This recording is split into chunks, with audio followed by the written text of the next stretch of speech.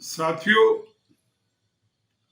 अभी दुर्गा पूजा के दौरान बांग्लादेश में जिस ढंग से हिंदुओं के ऊपर अत्याचार किए गए थे, मंदिरों को जलाया गया, दुर्गा पूजा के जो पंडाल थे उनको जलाया गया, हिंदुओं की हत्याएं की गई और उनके घरों को जलाया गया, ऐसा प्रतीत होता है एक सिस्टमैटिक तरीके से हिंदुओं को टारगेट किया गया। वो केवल एक जगह की घटना नहीं थी,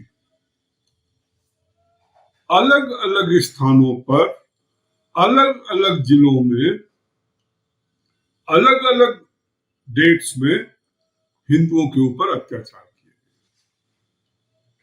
और दुर्भाग्यपूर्ण पक्ष ये है इसका कि कहीं पर भी पुलिस के द्वारा कोई व्यवस्था या रोकने की व्यवस्था नहीं की गई।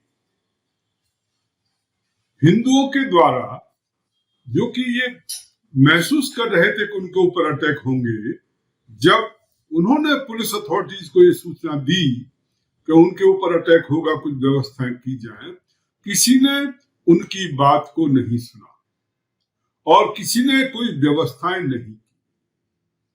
और इस प्रकार हिंदुओं के घर जलाए गए, प्रॉपर्टी को नुकसान पहुंचाया गया, उनके जो बिजनेस इंस्टॉलेशन थे उनको जलाया गया, उनको लूटा गया और महिलाओं के साथ बलात्कार किया गया, मंदिरों को तोड़ा गया, दुर्गा पंडालों में आग लगाई गई। ये सारा कत्लेआम कई दिनों से चल रहा है। 12-13 अक्टूबर की रात्रि से ये कार्यक्रम चालू हुआ और अलग अलग जिलों में अभी तक वो कार्यक्रम चल रहा है। अभी तक वहां की सरकार इसको रोक नहीं पाई है। कुछ सूचनाएं हमें मिल रही हैं शहरों से, ग्रामीण क्षेत्रों से, या इंटीरियर इलाकों में क्या स्थिति होगी हिंदुओं की, ये कहना बहुत मुश्किल है। तो इस ढंग का मंदिरों के पुजारी मार दिए गए।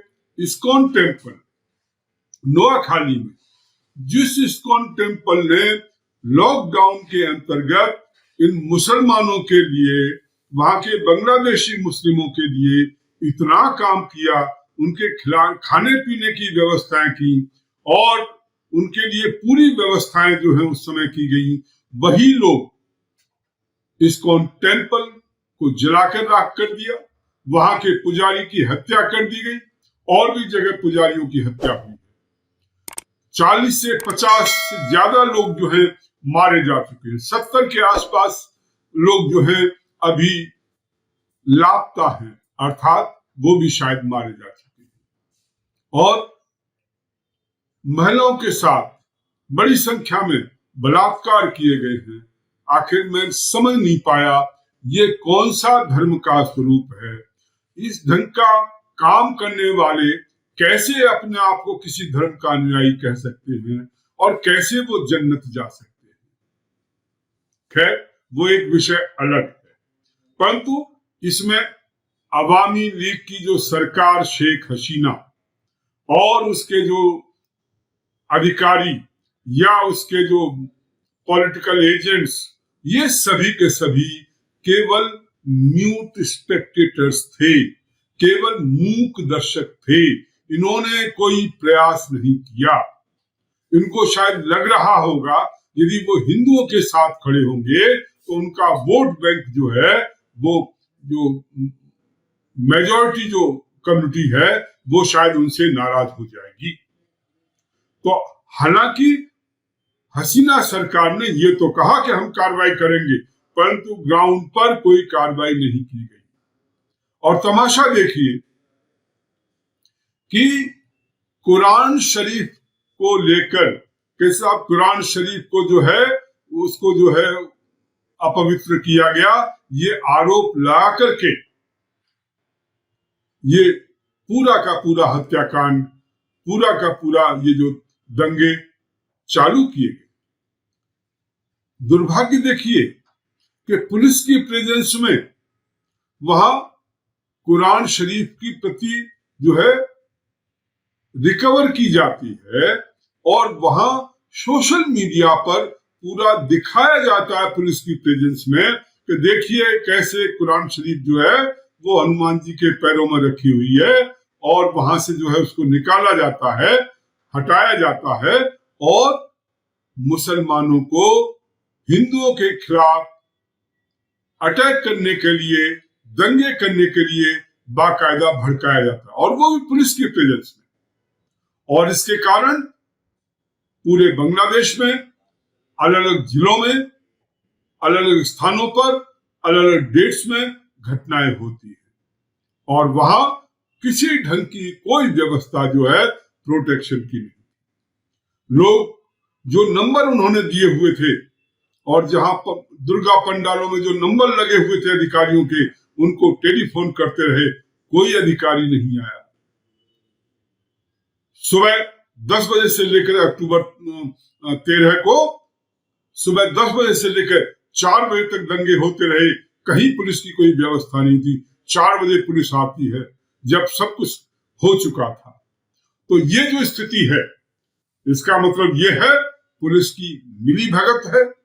अवामी लीग सरकार शायद वो भूल चुकी है कि वो भारत के बलबूते आज भी वहां पर राज्य कर रही है और भारत के माध्यम से ही उनको वहां पर जो है, चाहे शेख मुजीबुर रहमान हो, चाहे ये हसीना हो, इनके ऊपर जितने एहसान हैं भारत के, शायद उन सबको ये भूल चुके हैं और हिंदुओं की कोई रक्षा नहीं कर रहे हैं। ऐसे में हम यूएन से डिमांड करते हैं कि वो इस विषय को देखें और वहां की सरकार के खिलाफ कार्रवाई करें, उन पर प्रेशर डालें कि जो अभियुक्त हैं उनके खिलाफ कार्रवाई की जाए।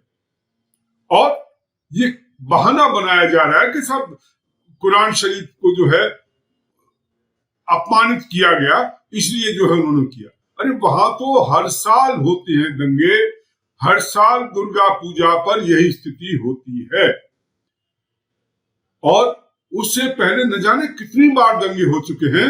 एक सिस्टमेटिक वे में वहां के हिंदुओं को प्रताड़ित किया जा रहा है, हिंदू होने के नाते उनको सजा दी जा रही है और बहाने जो है वो दूसरे दिए जा रहे हैं, किसी इस कारण से ऐसा हुआ, उस कारण से ऐसा हुआ।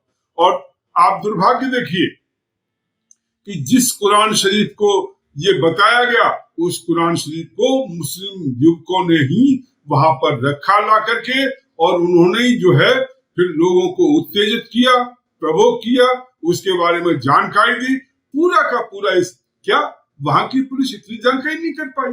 आज 10 दिन बाद जो है वो सीसीटीवी के माध्यम से देख करके बता रहे हैं कि साहब ये मुस्लिम युवकों ने किया था। सीसीटीवी उस समय नहीं देखा जा सकता था, पर उन्होंने कुछ नहीं किया।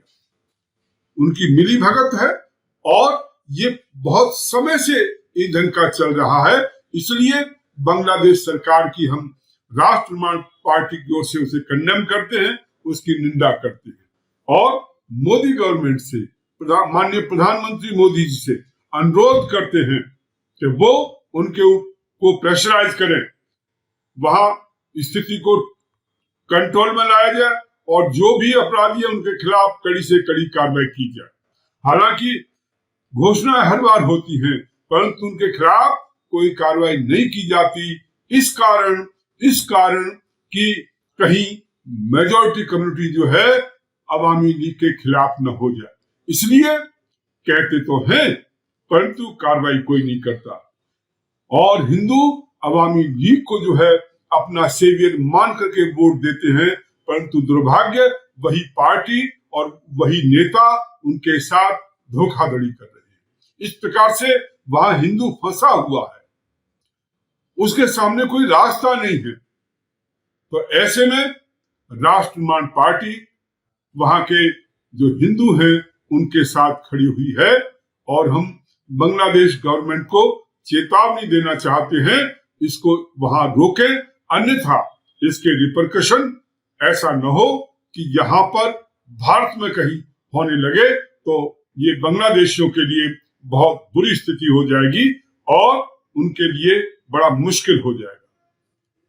तो इसलिए मैं कहना चाहता हूं बांग्लादेशी सरकार से कि अपने कर्तव्य को समझें, उसको आग से न खेलें, वहां जो सांप्रदायिक एलिमेंट्स हैं उनके खिलाफ कड़ी कार्रवाई करें, जो जिहादी एलिमेंट्स हैं जो ये कर रहे हैं उसको रोकें, अन्यथा इसके दुष्परिणाम भुगतने के लिए उन्हें तैयार रहना चाहिए। बहुत बहुत धन्यवाद।